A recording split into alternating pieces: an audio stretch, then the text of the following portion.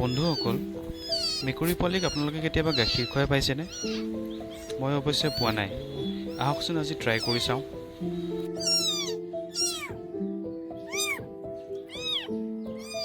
খাইছে হয়নে? চাওকচোন কিমান ধুনীয়াকৈ গাখীৰ খাইছে বেচেৰাকেইটাই ভোকত থাকি। আজি ৰাতিপুৱাৰে কথা। চোতাল সাৰি থাকোঁতে মায়ে ভঁৰালৰ ভিতৰৰ পৰা মেকুৰী মাত শুনিলে। তাকে কিনো হ'ল বুলি চাবলৈ গৈ দেখে ভঁৰালৰ ভিতৰত মেকুৰী পোৱালি, তাকো মাকৰ সৈতে 3জনীকে মেকুৰী পোৱালি।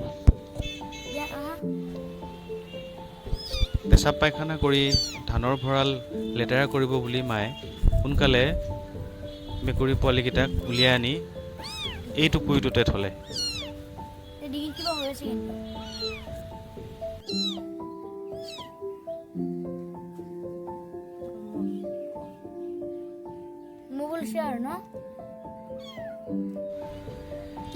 যোৱা 2 দিন ধৰি আমাৰ গাভিনী হৈ থকা মেকুৰীজনীক দেখাই নাছিলোঁ।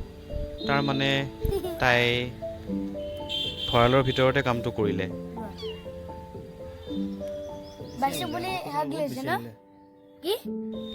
বহু দিনৰ আগতে কথা এটা শুনিছিলোঁ, কিছুমান জন্তুৱে হেনো তেওঁলোকৰ বাচ্ছা মানুহে যদি হাত দিয়ে বা মানুহে যদি লয় বা মানুহৰ সংস্পৰ্শলৈ যদি আহে, সেই বাচ্ছাকেইটাৰ ওচৰলৈ মাক নহা হয়।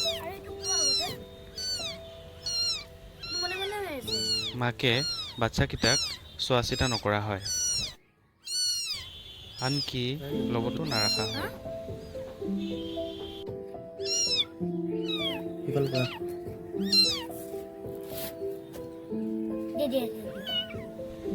এই বেচেৰাকেইটাৰো সেইটোৱে হ'ল। ৰাতিপুৱাৰ পৰা ভোকে পিয়াহে মাকৰ বাবে ৰৈ আৰু নুমলীয়াটো চাগে ভোক আৰু পিয়াহতে মৰি থাকিল।